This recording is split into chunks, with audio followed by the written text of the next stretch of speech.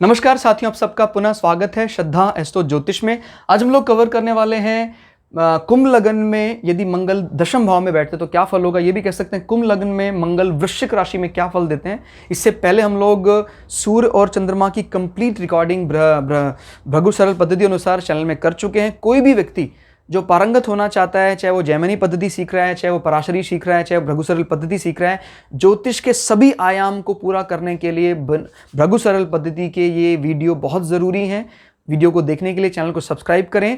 Timely ये video पाने के लिए बेल आइकन को दबाएंगे तो आपको जो भी अपलोडिंग होगी आपको मिलती रहेगी। मेरा नाम है सनत कुमार वाजपेयी। 15 सालों का अनुभव है मुझे साइंस एंड एस्ट्रोलॉजी में।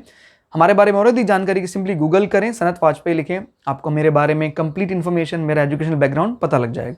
तो आइए आज की वीडियो डिस्कस करते हैं। ये प्रथम भाव कहा जाता है, लग्न भाव कहा जाता है। लग्न के नेचर की हम ऑलरेडी वीडियो अपलोड कर चुके हैं, वो वीडियो आप जरूर देखें तो आप समझ पाएंगे कि कुंभ लग्न का क्या नेचर होता है, क्या स्वभाव होता है उसका, वो किस प्लैनेट को इंपॉर्टेंस मान देता है या नहीं देता है। मंगल अभी यहाँ पर आ गए हैं दशम भाव में स्वगृही होकर। देखो, जीवन में सांसारिक दृष्टि की बात करें, लौकिक दृष्टि की बात करें तो दशम और 11वां भाव बहुत अहम भूमिका निभाता है। दशम भाव को इसलिए बहुत अहम कहा जाता है क्योंकि हमारा जो जॉब करियर में अगर एक परमानेंट नहीं रहेगा तो हम बार बार जॉब से दशम भाव से परेशान रहेंगे, क्योंकि मुख्य रूप से सभी की सोर्सेज कहाँ से निकल रहे हैं, दशम भाव से। और आपको पता है वैसे भी जो अभिजीत मुहूर्त माना जाता है वो इसलिए माना जाता है कि सूर्य जब दशम भाव में प्रवेश करता है तो उसको बहुत बली माना जाता है, इसलिए उसको अभिजीत मुहूर्त माना जाता है। अभिजीत नक्षत्र या दिन का जो वो समय जब सूर्य सबसे ज़्यादा बली होते हैं। तो हम इस बात को समझें कि हर चीज़ के लिए जो रिसोर्सेज निकल रहे हैं वो दशम भाव से निकल रहे हैं। तो दशम भाव का जब स्वग्रही होकर मंगल यहाँ बैठता है तो मंगल यहाँ बड़ा बली हो जाता है। और लेकिन आपको जब कभी भी कंपेयर करना हो कि मंगल वृश्चिक राशि में ज़्यादा मजबूत स्थिति में होता है या मंगल मेष राशि में ज़्यादा मजबूत स्थिति में होता है, देखो अगर एक बाय डिफॉल्ट रूल की बात करें तो इसमें कोई दो राय नहीं कि मंगल मूल त्रिकोण में अपनी फेवरेबल राशि मेष में ज़्यादा सुख में उसको प्रतीत होता है। वृश्चिक राशि में वो एक ऐसा बर्ताव करता है कि उसकी राशि है वाटर साइन, क्योंकि ये वाटर साइन माना जाता है वृश्चिक राशि को, लेकिन इसका जो लॉर्ड है वो अग्नि तत्व माने पानी में आग वाली बात है। तो इस प्रकार की, लेकिन आग में आग की ये तो मेष राशि में नजर आता है। तो इसकी जो प्रोफाइल होगी वो भी इसी प्रकार की है कि आप कोई इस प्रकार का संबंध, इंजीनियरिंग वर्क्स कर सकते हैं, मर्चेंट नेवी जैसा काम आप कर सकते हैं, आपके लिए बहुत अच्छा रहेगा। कोई इस प्रकार की छुपी हुई चीज़ें सीखने वाला, बिकॉज कालपुरुष की कुंडली में इसको अष्टम भाव माना जाता है, जो छुपी हुई विद्याएं, छुपी हुई चीज़ों को बताता है। और जब आपका कर्म क्षेत्र इससे स्वग्रही होकर आता है तो ये बात तय है कि ये इस घर के लिए बहुत अच्छा फल देगा। क्लियर हो गया? तो आप जॉब के लिए निश्चिंत रहिए। अब हम यहाँ से और चीज़ों पे नज़र डालते हैं, कहाँ किस किस भाव की। अपने भाव से मंगल अष्टम में स्वग्रही होकर बैठा है। 1 2 3 4 5 6 7 8, मतलब क्या है, जब इस प्रकार से कनेक्ट करना है तो क्या करना है, तीसरे भाव को दशम भाव से जोड़ दो। तीसरे भाव का स्वामी दशम भाव में अपने से 8 होकर बैठा है, ऐसे जोड़ना है। यानी तीसरा भाव क्या है, पराक्रम, भाई बहन। दशम भाव क्या है, जॉब, करियर, स्टेटस। दोनों को जोड़ने का काम कौन कर रहा है, 8 की पॉजिटिव चीज़ों को एक्टिवेट कर दो।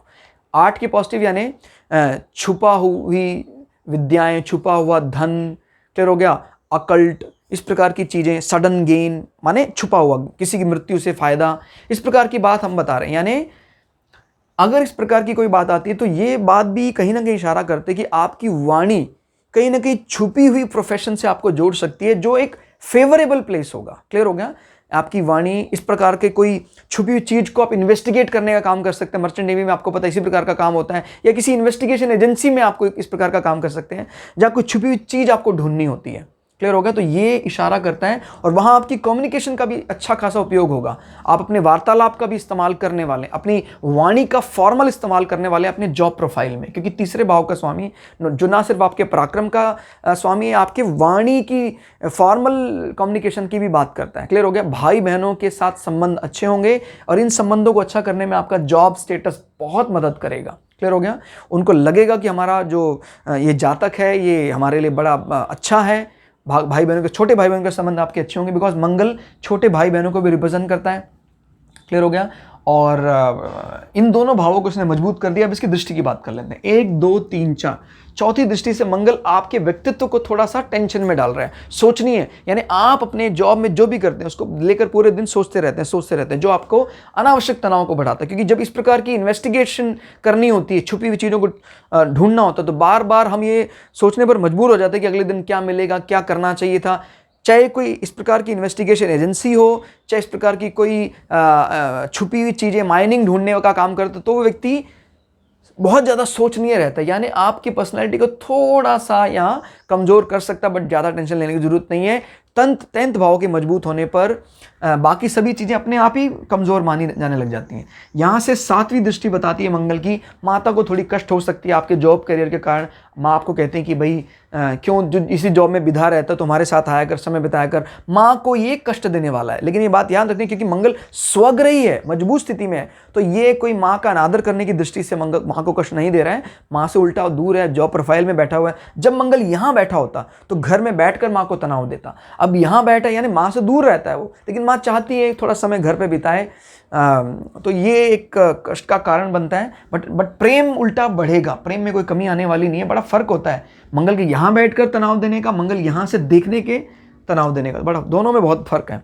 और मंगल आपको भूमि संबंधी फायदा दिलाने वाला है, वाहन संबंधी फायदा दिलाने वाला है। यहाँ से दृष्टि कुल मिला की सेटिस्फैक्ट्री, या कहीं more than enough, not satisfactory, बहुत अच्छी। सेटिस्फैक्ट्री तो तब थी जब मंगल यहाँ बैठा था, जिसने भूमि संबंधी फायदा दिया, वाहन संबंधी फायदा दिया, लेकिन माँ से आप घर में रहते हैं, उस कारण तनातनी रही। लेकिन अभी ये तनातनी वैसी नहीं है, माँ दुखी है, लेकिन वो आपके दूर रहने के कारण दुखी है। ठीक हो गया, आपकी जॉब प्रोफाइल के कारण दुखी है, क्लियर हो गया। इस कारण से माँ थोड़ी सी टेंशन में रहती है कि आपके प्रोफाइल को चेंज करना चाहिए क्या, आपने प्रोफाइल को बदलना चाहिए क्या। मंगल की 8वीं दृष्टि बताती है कि आपके संतान पक्ष में भी थोड़ी बाधाएं आ सकती हैं, क्योंकि मंगल की ये दृष्टि बुध के घर में है, बहुत ज़्यादा सपोर्टिव नहीं कही जा सकती है। तो आपको कष्टों के बाद संतान की प्राप्ति होगी, और जब कभी आपके संतान होने के दिन लगे, उस समय मंगल की अंदर दशा लगती है, तो मंगल ऑपरेशन जरूर कराएगा, सर्जरी जरूर कराएगा, क्लियर। और मंगल आपके एजुकेशन में भी कहीं ना कहीं इंपॉर्टेंट रोल प्ले करेगा। आप बुध में मंगल की चीज़ों को भी ऐड करके वो पढ़ाई करेंगे। बुध बहुत ज़्यादा कैलकुलेटिव है, मैथ्स इसका बहुत अच्छा है, मंगल उसमें इंजीनियरिंग की बातें करता है। ये तो मर्चेंट, इस प्रकार की कोई नेवी मैकेनिकल चीज़ को भी ये रिप्रेजेंट कर रहा है। तो मंगल की 8वीं दृष्टि इमोशन संबंधी चीज़ों को तो कमज़ोर कर रहा है। पुत्र जो है उससे थोड़ा सा कष्ट की बात करता है, पुत्रों को कष्ट की बात करता है, लेकिन एजुकेशन में ऐड ऑन करवा रहा है, क्लियर हो गया। रोमांस की बात अगर हम करते हैं, देखिए अगर बुध कभी भी 5वें भाव से दिखाया जाता है रोमांस लाइफ को, अगर 5वें भाव और 7वें भाव का संबंध बन जाए, जैसे बुध आदित्य योग बन जाए इस कुंडली में, तो बात निश्चित होती है ऐसे लोग माने लव मैरिज करते हैं और वो सक्सेसफुली रन कर जाते हैं।